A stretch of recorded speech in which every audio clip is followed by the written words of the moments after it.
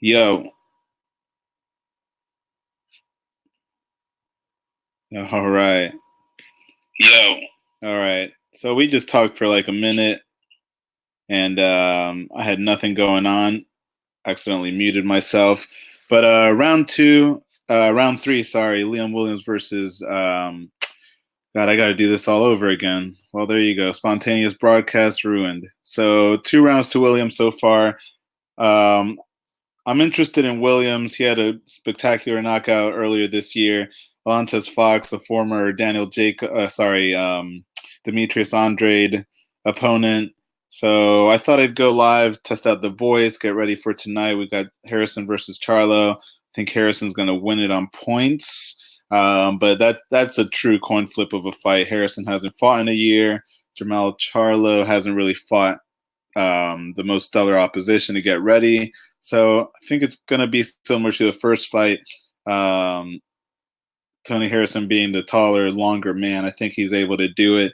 I'm interested to see if he could put more power on Jermell Charlo, but a 12-round decision is not going to be bad either. But yeah, it's a real coin flip. If you think Jermell, I think the odds have Jermell.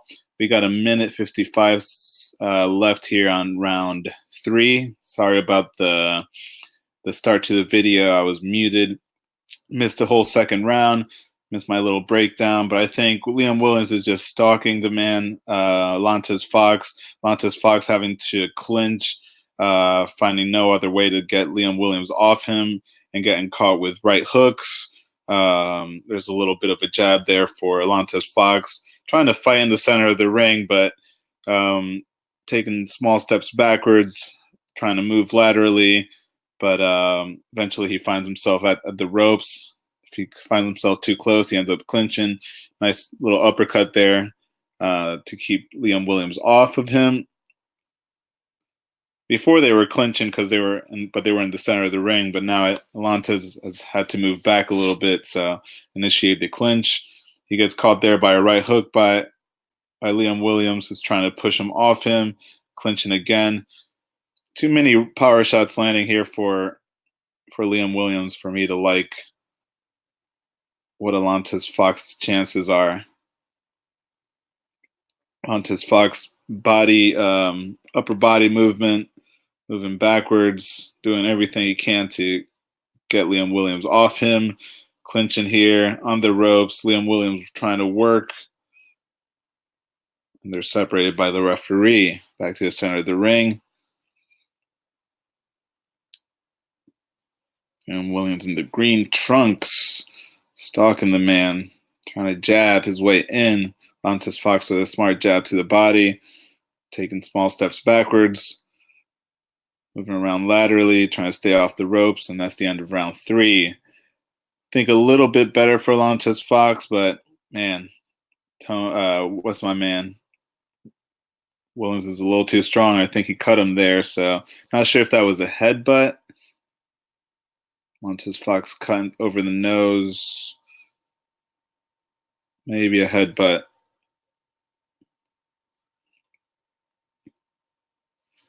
As Alantez Fox tries to crouch down to Liam's level. I think maybe he took a headbutt there. Doesn't seem like a clean cut from a punch, so. All right. If you guys are joining me, sorry about the start to the video. Hopefully you got through that. Hit the thumbs up for me if you're listening. We're just going to cover Alantez Fox versus Liam Williams. Hit the thumbs up like you'll hear me do now. Support yourself as we reign in the new year. We got some good fights coming up. We got the third round right now of fourth round of Alantez Fox versus Liam Williams. Liam Williams stalking the man. Alantez Fox on his bike. And they clinch. Alantez Fox near the ropes. Liam Williams trying to keep him there in the corner. Catches him with a right hook. Alantez Fox holding. Getting beat up right now on the ropes. Left hooks, right hooks, left hooks, right hooks. Clinching. They're trying to fight out. The referee doesn't want to see that. Alantez Fox, they reset back in the center, taking steps back as Liam Williams chases him. catching Alantez Fox with a jab right there. Liam Williams is here to fight. Liam Williams is here to fight. This is not a Demetrius Andre performance. And Liam Williams is getting to this big man. Not even big, I mean, just taller man. His short, stocky Liam Williams.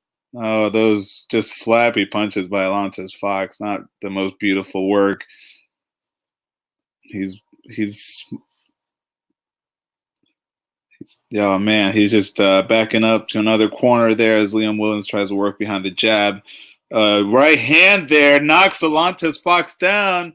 A 1-2, 1-1-2 knocks down Alantez Fox. There it is, folks. Oh no! I mean, I haven't caught up with Alantez Fox since the Demetrius Andrade fight. I just wanted to see a knockout. I'd love to call a knockout here. Here you go, shelling up here. Alantez Fox clinching, nothing good here. Just doesn't know how to fight this smaller brute. All right, trying to get off the ropes. Back in the center of the ring now. Keep that guard up, Fox. He's shelling up. Gets caught with a body shot on the ropes. They clinch up. Alantez Fox definitely getting work now. Back on the ropes. Gets caught with a hook. Just not good defense here. The upper body movement's not effective. Those wide hooks, just using them to wrap himself up around Williams, try to smother any work, but it's not effective. He's still getting caught with hooks. All right, another hook lands there for Liam Williams. Here we go, chasing him down, punches him. Right hand punches him. We got a hug fest here. They got to ask Alantez Fox if he wants to keep going because he's not doing anything. He's getting bullied. Williams, Fox getting warned to keep his head up. So he's ducking down. Williams has no choice but to keep him down there. Man, so hold on, let me look up Alantez Fox. When's the last time he fought? Just really wanted to check out Williams. Can't really go live on the Dubois Fujimoto. I'm hoping Dubois gets it. I like what Dubois has done this year. Lost to Demetrius Andrade 2017, came back in an 8-rounder, and now he's got to go 12 rounds with Liam Williams. So if this isn't over in 8, then Liam Williams hasn't done his job, I believe. So Alantez Fox doesn't have much power. He is 6'4". All right. Oh, shoot. Okay, guys, thank you guys for joining me. Round 5, Liam Williams. All right, that's kind of fouling right there. You don't need to put his head in a headlock, but still, Liam Williams bullying this guy, Alantez Fox. Another headlock. Yeah, I mean, all right. Oof, right hand lands there for Alantez Fox as he tries to clinch. He's wobbly. He's wobbled up, man. Everything's landing. Oh no. Yeah, dude. Now he's the one clinching. All right. Jab. I like this by Liam Williams, jabbing his way in. You know, he's a bit of a hooker, but he jabbed his way in and dropped him with the right hand. So if he could find that again.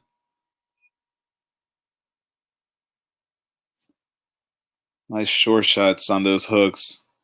Fox again on the ropes. Body shots there for Williams.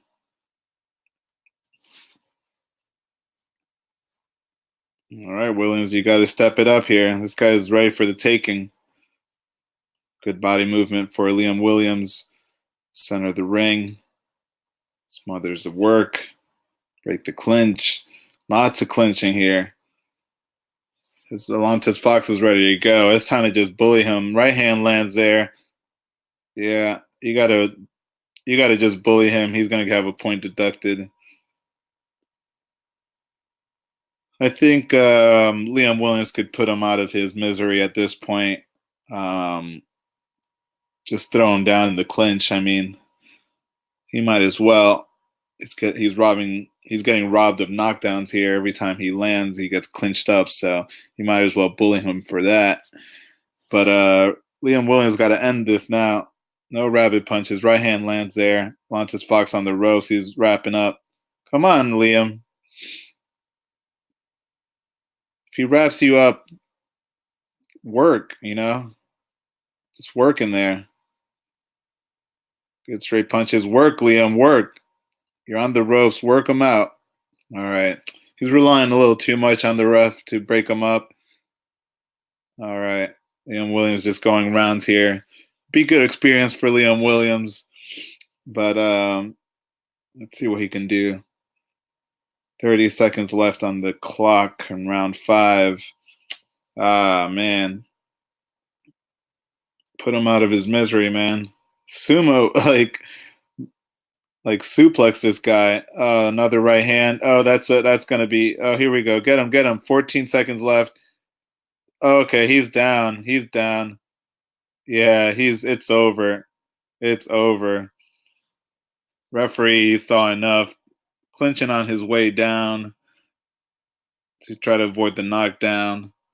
Liam Williams stops Alantez Fox. Fox is bloodied up, breathing on the ropes. Referee trying to hold him up. Liam Williams, your winner. Guess that's a TKO, but yeah, it was too much. He had to. I think Liam Williams could have ended this earlier. More bully tactics, work on the inside as Fox tries to clinch him, but hey, referee came in and halted the action, put a stop to it, beat down. All right. So 421 on the East Coast. We got some Jermell Charlo versus Tony Harrison action later tonight. Really excited about that. You guys can follow me on Twitter at ArtFinks. Like, comment, and subscribe if you like the contents of this video. Hit the thumbs up. Hit the bell icon to get notifications for the next time we go live. And it looks like all systems are a go for tonight. I just got to get Fox on the TV right now, but we'll try to figure that out later. So far, this stream held up. So if you guys are joining me, what do you guys think of the fight? I'm not going to be able to cover the Dubois versus Fujimoto fight. Fujimoto, the K1 god. Daniel Dubois, he's British level. He's past his time to go. European, international, worldwide. Dubois, expecting big things from him at heavyweight and the world level next year. Then we got Jermell Charlo later tonight. I don't know what's on the undercard. I'm not really concerned. What else do we got? Let me check out my notes if there's anything I can touch on. If you guys want to talk about fighter of the decade, that's a cool little conversation. But you guys could check me out on Twitter. I talk more about that. I'm not here to break down fighter of the decade. That's kind of too long anyways for me. I'm more concerned about the pound for pound list and the breakdowns and each weight class. Once you do that, then we can talk. Cesar Martinez took a big jump at flyweight last night. At lightweight last week, I don't think I covered this, but I did call Lopez to win versus Fortuna. I thought it'd be a points win, but he had an electrifying knockout. I guess technically TKO. I think it was it was waved off from what I remember. Yeah, but big shots landed there. I think it was a second round stoppage for Teofimo. He jumps up. I think he's going to go up in weight eventually. 140. It's been talked about for over a year now. So Teofimo Lopez at lightweight, while it's electrifying and exciting, I think he's going to end up at junior welter and the welterweight umbrella. You know, does that take away a little bit of the shine? A little bit, you know. I didn't do these rankings for no reason. I haven't done hours of video for no reason, not to be, you know, critique the guys from what I just see, you know, from what I've studied of the game. But good little fighter. He's my number 2 right now. But Javier Fortuna, he's in the number 3 spot because I think he'll beat Luke Campbell, who's at my number 6. Richard Comey had to bounce out of the list. I have junior fly or super featherweights in this list, like Miguel Burchell. I don't think lightweight's pretty deep. You know, we got Tank Davis and Devin Haney, Richard Comey whenever he gets back. But I think Miguel Burchell at this point, you know, can rate him higher at lightweight if Burchell ever goes up. I guess my one problem with lightweight is that, you know, the Lomachenko, I got no problem really. The Lomachenko versus Fimo fight is going to be good.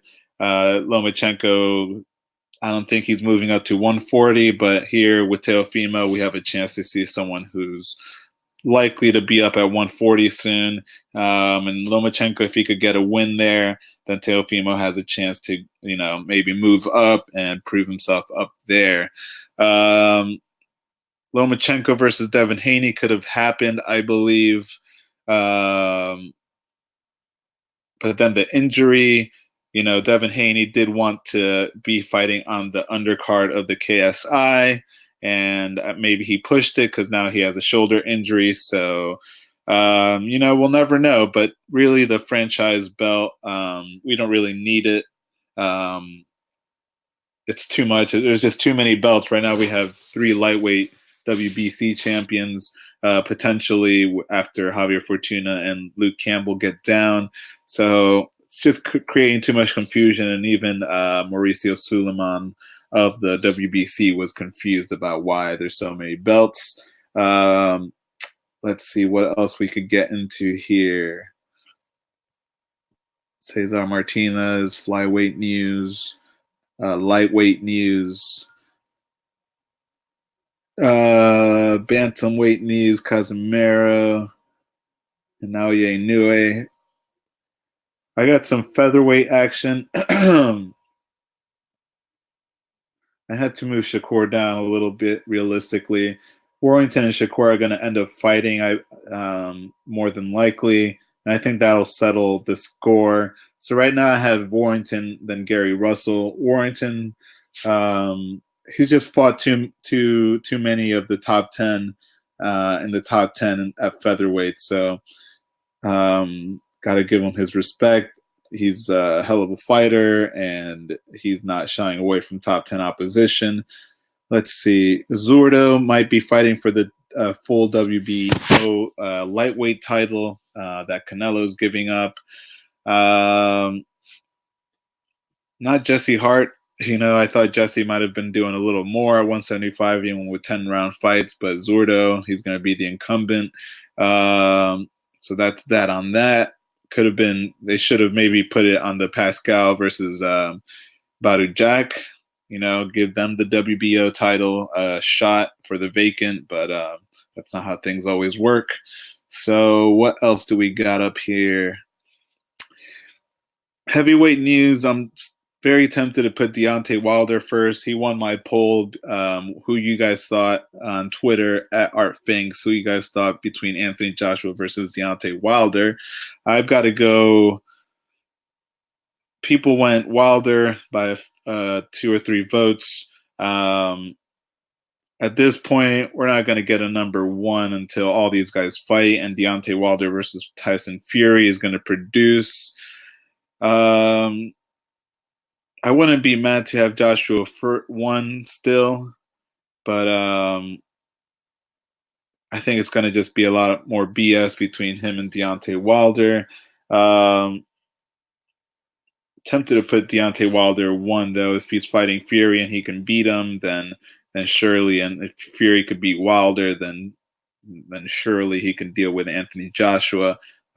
I believe. I think he'll be fast enough to do so. So I think that'll just sort itself out. Um, I think the first fight, Andy Ruiz versus Anthony Joshua, it wasn't a top 10 fight because Andy Ruiz, I don't think, was in the top 10. Heavyweight then was definitely deep. So maybe Andy Ruiz would have been lost in the mix when you have your your Oscar Rivas and Dillian Whites and Joseph Parkers and Pulevs and Povetkins and Chisoras, and everyone's doing work. Andy Ruiz was a bit of a dark horse there. We didn't see him, so in the first fight, not a top 10 fight that I would have rated. So just losing that fight is even more damning. Um, and then in the second fight, he was only able to do so much by boxing and clinching and throwing good shots there, here and there. But it was kind of frustrating to see in the mid rounds where he was over clinching Andy Ruiz. For better or worse, couldn't do much. The rematch was definitely a top 10 fight, but was it the most thrilling? Certainly not. But we'll see. Deontay Wilder versus Tyson Fury 1 wasn't the most thrilling except for the knockdowns. So I think overall it's kind of a bit of a weak division. Maybe I'll have AJ 1 just because he's got most belts and most top 10 wins as well. Um, but if we can get a final answer between Deontay Wilder and Tyson Fury, then that winner will jump over Anthony Joshua. And they're kind of, I mean, on TBRB, I think they have Fury and Wilder 1 and 2. So they're kind of, you know, speaking it, believing it, and receiving it with the whole lineal thing. Tyson Fury claiming that he's still lineal, even if he retired on Twitter and in different interviews. So yeah, I guess they've kind of created it because now in TBRB, whoever wins will be the lineal champion. So if you guys are listening, please let me know what you think of the heavyweights. I'm gonna go back. I think Josh Taylor, he did a no. Anytime these guys party and go out and there's allegations of cocaine and drunkenness, it happens everywhere, man. What boxers haven't had drug issues? So I'm not going to really talk too much about it. I talk about it on Twitter. I think it's the perfect format for that. Get your thoughts out quick. Here, we're not really rating that. I didn't talk too much about the Errol Spence. I just hope he gets better. Josh Taylor, I hope you get better too. Keep yourself clean. He is an older fighter. He's 28. You know, those years go by quick. So hopefully he cleans up and continues being the pound for pounder that I have him as. So I did something a little different with my pound for pound list. Let me just see if there's any other news I don't want to cover. Fighter of the year. That's just splitting hairs. It's already hard to do like your pound for pounder at the moment. So if I do rate that, I want to think about, if any of those guys were fighter of the year for the ring or overall, if they ever had the knockout of the year. I want to look at their 3 best wins. I also want to look at their 3 best opponents, including losses. I want to know if they became unified or undisputed or lineal, and for how long. For me, there's too many titles just to be a champion, so I call them titleists. So if you unify, I think that's a little more telling. Teofimo versus Comey, I went over. I don't think Comey's as great as people have him. If you cross-reference different divisions, I think the Comey and in the 175 division would get knocked out. So the good, though, that was a good fight for Teofimo. The bad, it's probably Crawford versus Mean Machine. I really did not like that fight. The majority list, the pound for pounder for the majority is Crawford or Vasily Lomachenko. When I see Vasily Lomachenko get knocked down, he came back in a fight that was, against Linares. I'd have Linares rated over Mean Machine because he wasn't in my top 10 Mean Machine. So Linares, probably, if I had my top 10 in front of me at the time that he fought Linares, I'd probably have him at lightweight. Linares But getting knocked down versus Mean Machine and sort of just not the smartest fight I've seen Crawford fight. There were less holds for sure, but he was holding on his way down. Um, but like I mentioned before, that's not a fight I can rate because it's top 10.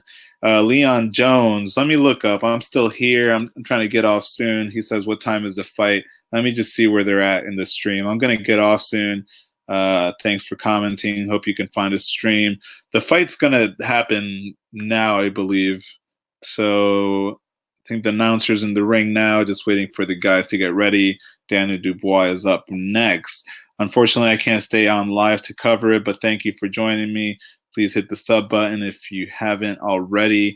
We'll be back later tonight, Leon Jones, with the Jermell Charlo versus Tony Harrison, which I think Tony Harrison will be able to get the decision. It'll be interesting to see if he could put a little more power behind his shots. He's got a 70% knockout ratio, so Tony Harrison might not have to fight as scared as he was in the first fight, but he did get clips. So, although Jermell Charlo wasn't landing often as much as he threw, he still had some power behind those shots. But same game plan, I think, for Tony Harrison. Just be smart, stay away from those shots, and keep up that jab game. You got to keep up, Detroit, Motor City, Cobra, Tommy Hearns. You got to beat Tony Hearns in there again, because that was a good jab he had in the first fight. So Tony Harrison, if he can do that again, which I think he can, will win on points. Maybe turn those jabs into power jabs, into 1-2s with a straight hand, the right hook to the body. Diversify a little bit. Just watch some Tommy Hearns highlights, and you'll get the idea. But yeah, you got to keep that thing percolating all night. I don't think he's going to have to hook with Charlo as much, but if Charlo's not hooking, if he's not into that game for whatever reason tonight, maybe that power shot could work well for Tony Harrison as well. But we will call it later tonight. Let's see what else is happening down here. Cruiserweight division is becoming an ugly division. I don't know if the tournament's ever going to end over there at the WBSS at cruiserweight. But now, like, the WBO stripped the man Bradis, I think, and now Glowacki's having a chance to fight there. This is going to be a quick segue into my pound for pound once and for all, because I didn't give you guys that for my quarter 3. And I think into let's see, hold on a second. Let me just see who's coming into the ring. I think Dubois and Kiyotaro is going to be on after this next fight. I don't know who's in the ring right now. I saw the fight. Oh, yeah. Tommy Fury is in the ring. He's about to walk down. So I'm not really watching that. I got to head out soon. But let me hit you guys up with my final pound for pound list. Like I said, I was talking about the cruiserweights. The cruiserweights, where we at? Yeah, the cruiserweights. The division's getting ugly. I thought maybe we'd have a unified champion soon. The tournaments, who knows when the final's going to happen. So we're getting the ugly.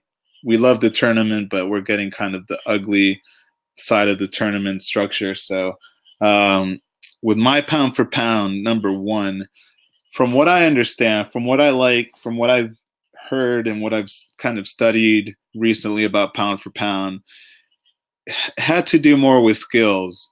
Again, we didn't have so many weight classes back in the day, so you hardly would have a 3 or 4 weight champion. Like when we talk about the pound for pounders, like the Sugar Ray Robinson, for whom the pound for pound was made in the 40s, when he reigned at welterweight. Then in the 50s, he moved up to middleweight. He was already getting called a pound for pounder, from what I understand.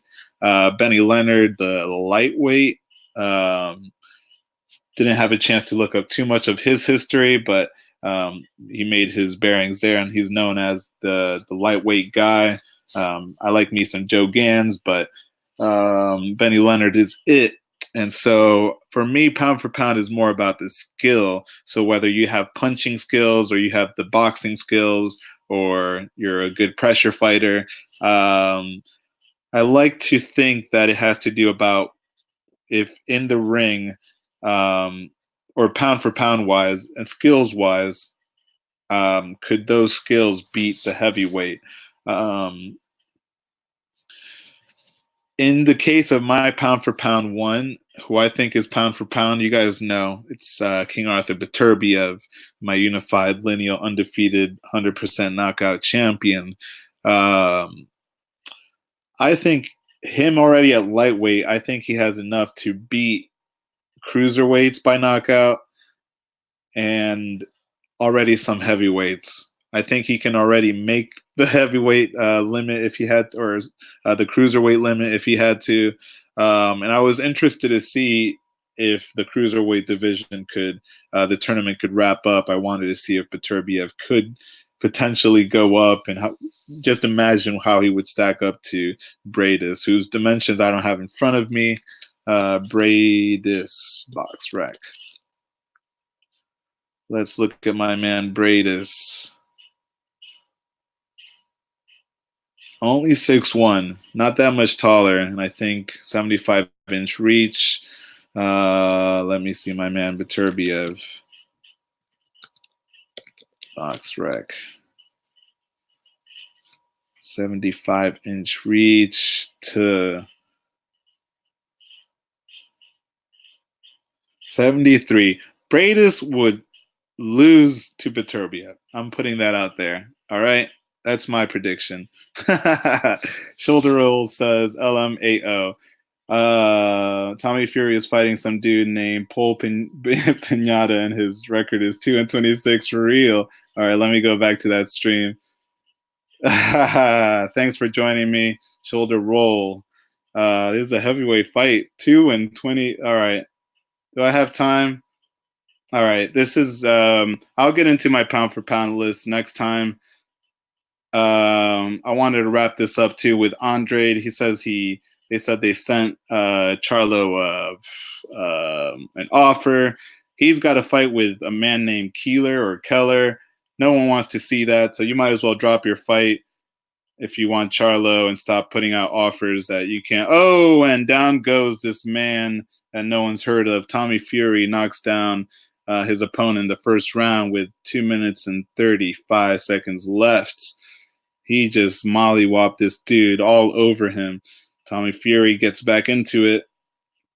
He's been sparring his brother. Oh boy, body shots. All right. So Dubois is going to be up next. A bit of a rabbit punch there. All right.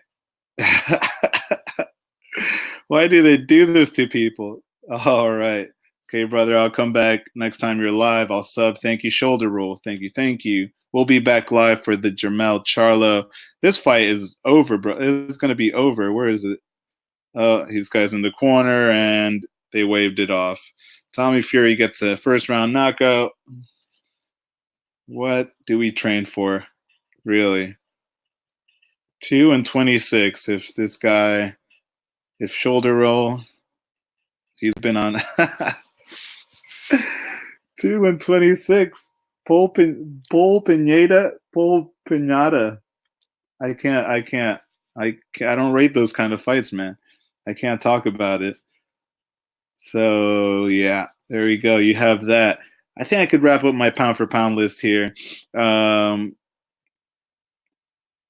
Let's go. So where's my list here? Give you guys my breakdown. I should do that in another video. Maybe I shouldn't. F it. I'll just do it now. All right, let's wrap this up here. Thank you guys for listening. Join me next time. This is Finks Art of Boxing. Gonna wrap it up with my pound for pound list just to have it here. Like I said, I think the pound for pound list is about skill. Whether in a 12-round fight you can potentially knock out a pound for pounder if everyone was the same height and reach. I think Beterbiev would have the skills to beat anyone at heavyweight if they were the same height and reach. think he's got the skills now to just knock out a cruiserweight. Might have the skills to knock out some top 50 heavyweights, maybe less. Arthur Beterbiev, my number one. Like I said, it's a skills based thing. So whether it's a puncher or a boxer, how do their skills stack up to a heavyweight at the time? So I think Beterbiev, with his skills, he can knock out heavyweights, and it's only more. I could only what am I trying to say? It's only more believable or conceivable because Beterbiev's already 6 feet tall. He's already fought in Usyk in the amateur, TKO'd Usyk in the amateur, in the amateurs, who's a big cruiserweight himself and now a heavyweight. So it's kind of like the Michael Hunter thing. We gave Usyk credit for beating Michael Hunter at cruiserweight, and now he's proven a heavyweight. So I think Beterbiev could beat a Michael Hunter. So let me see what you guys think. So already he's sort of putting himself in that heavyweight mix, and he's got power, and I think he has the boxing skills too. We know Beterbiev's pedigree, so he's my number one. My number two is Spence, but in order to get to that point where I think he could defeat a heavyweight, pound for pound wise, skills wise, if Spence could go up to 154 and beat a J-Rock, who's more than likely either unified or there'll be an undisputed champion there. If Spence could go up and beat that guy, I'd have no issue with thinking that his skills could be a heavyweight. Number three, before I go on, you guys knew my number one and two. I don't have all the weight classes because when we're talking about skills and pound for pound, and I think I finally just locked down what I think pound for pound means, and it's basically a word for skills. For example, a guy like Sam Langford, he could prove his pound for pound status because he could fight heavyweights and, was said to have beat Jack Johnson. But even before that, he had great pound for pound skills where he was beating bigger guys, knocking them out. And you could imagine that if all things were equal, he'd be able to knock out heavyweights. Same thing with Ray Robinson and Benny Leonard. They had the skills that people said, hey, if sizes were equal, then they'd beat the heavyweights as well on a skills level. So Josh Taylor, I think he has to get a title at 147 because he looks like a big 140 pounder. I think he had such a hard time with Regis Prograis, despite bullying him, but Regis Prograis wasn't letting himself get bullied and fought back and never got put down. So at this point, I need to see Josh. It's going to get a little harder as we go down this list for these people to prove themselves as a number one or two. But I think if he can go up to 147, Josh Taylor, and defend that belt, see what happens, because I don't know how long Spence is going to stick around. If he could go up and beat a Spence, that might be more than enough, because I just saw the best welterweight fight, and Spence was the winner of it. So at number four became a little tricky here because this guy didn't have the best 2019, but that would be Usyk. But he's pretty much picking up where he left off after the tournament, and after beating Bellew, and his point now is to get in line to face the undisputed or the unified champion, whether it's a vacant WBO belt or eventually he'll unify down the line. I have Usyk. He has to either become lineal or undisputed for me to just, have him there. But already getting the belt, the WBO belt, if he can do that, what else do you need? The only thing with Usyk is that he kind of came under the heavyweight umbrella, starting at cruiserweight, and although he went undisputed there, it is kind of under the heavyweight umbrella. It's already more than the final glamour division of light heavyweight before the stop at heavyweight. So I got to see him at least maybe title up and then see him defend it. So hopefully he can get his shot soon and he'll have a good year next year. My number five, Inoue, he's just the man at those smaller divisions.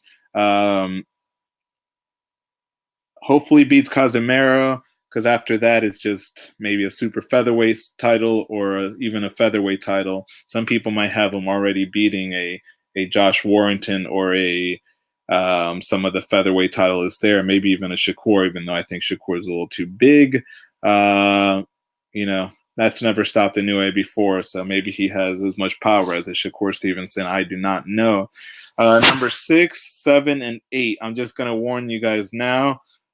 This is kind of the result of some of the political nature of some of these fighters in these weight classes, and it might make me look a little biased. I'm just gonna say it now, real quick. Out of all these names, I think J Rock has the most cachet because he beat the man Jared Hurd, who was already, people don't really rate these guys like that. But Jared Hurd had done so much with unifying 3 belts and those run of fights: Tony Harrison, Austin Trout, Erislandy Lara, and then a tune-up in the middle, and then a quick fight turnaround versus J Rock. Those guys are all tall, long, strong, good boxers. Yeah, fighters on top of it. So J Rock beat the guy basically who I think had the best resume at the time versus the best opponents. So J Rock being the winner of that gets that glory. But because Charlo had stopped and had been the man at 154, or had been one of the guys at 154 and couldn't get the fights there, he moved up looking for more fights at in the WBC, kind of took away his mandatory that he had patiently waited for, and they elevated him. I think that was one of the biggest travesties.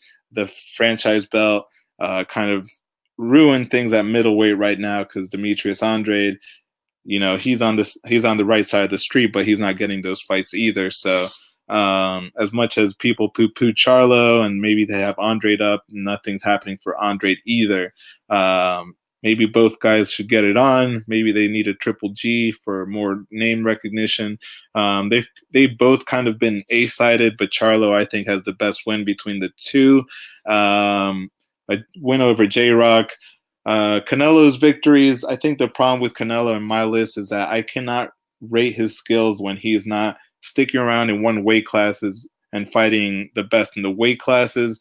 The Triple G fights were not, for me, they both could have been draws, to be honest. The Daniel Jacobs fight, the weight clause, Jacob completely missing weight for that. And, saying to hell with that clause. It's a bit of a circus. I think Canelo's has skills, but he's just above boxing and he could do whatever he wants, vacate belts, fight, like he can pick and choose whatever fights he wants. Maybe coming into sort of like the backside of his career. So, and he's had a million fights. So much longer does he want to be in the ring, fighting the toughest competition? So that is what it is. He's learning from Mayweather. So him and my list have an issue. PEDs, judges, questionable wins, all these things. So 6, Charlo, 7, J-Rock, 8, I think the best performance of the year, I have Caleb Plant. These 3 guys just sort of represent what I think the best between 154 and 168 have been, which are all very competitive divisions. But if you can't make the big fights, even if you get in the mandatory spot and they take it away from you, it's an issue. And these guys should have gotten some of these fights. Instead, they fought each other. And we'll see what happens. Maybe the 154 pounders move up to 160 and they could fight a Charlo, and we'll see some good 160 pound fights. Caleb Plant, I think he'll beat Benavidez tomorrow. To be honest, I think Caleb Plant under the 175 umbrella, the light heavyweights, I think he can go up there to the WBO and fight Bivol. He's only got the IBF, so maybe one more belt. Maybe he could chase after a Bivol or something. Love him or hate him, I think Caleb Plant has got the smoothest boxing skills, the most natural defense I've seen, and can punch behind it. So I'm really excited about him.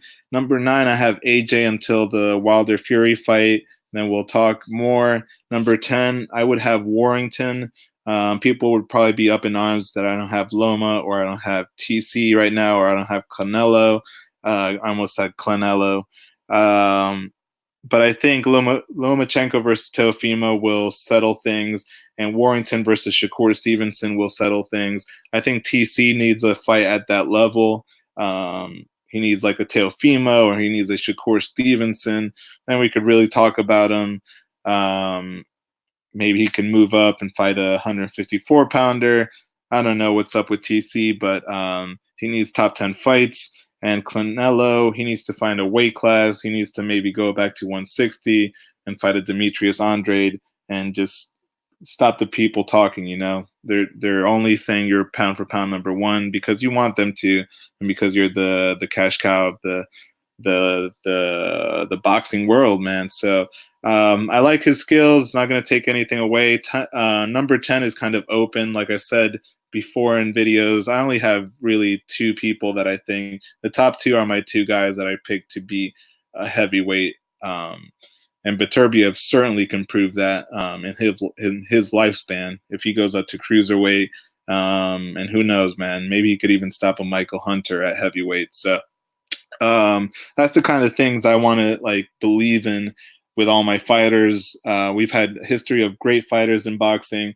So I want to see more from these guys. So you're going to have to do crazy things like that, like a Caleb Plant versus a Bivol is what I think about. J-Rock fighting for Charlo for revenge at 160 for the WBC belt. Charlo, if he could fight for a title, maybe unify at 168.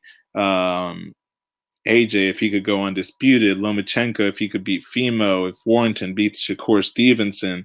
If TC, I don't know what's in his horizon. Canelo, I don't know what's in his horizon, but too many stipulations sometimes with Canelo. I don't think he needs all that because he's pretty talented. But maybe he should be at 10 right now, Maybe he should be. Right now I have Warrington or Loma there. Canelo could be there. Yeah, my number 10 is just going to be a combination of all these guys, and I'll see in the next fight what they're going to have. But Canelo waiting for Kovalev to get smacked up by Anthony Yard and make him fight, within 3 months after that for a belt that he's going to end up vacating. We can't really judge you as a light heavyweight because of that. So, yeah, man. That's how I think. Thank you guys for listening. Finks Art of Boxing. Thanks for everyone who came through. Shoulder Roll, Leon Jones. Thanks for the thumbs up. Like, comment, subscribe. Hit the bell icon to get notifications for the next time we'll go live. This will be for the Jermell Charlo versus Tony Harrison later tonight. And yeah, man, happy holidays. If you guys can't catch me later, catch me on the next one. Follow me on at ArtFinks on Twitter, ARTFINKS. Thank you guys for listening. Peace out. Congratulations to Liam Williams.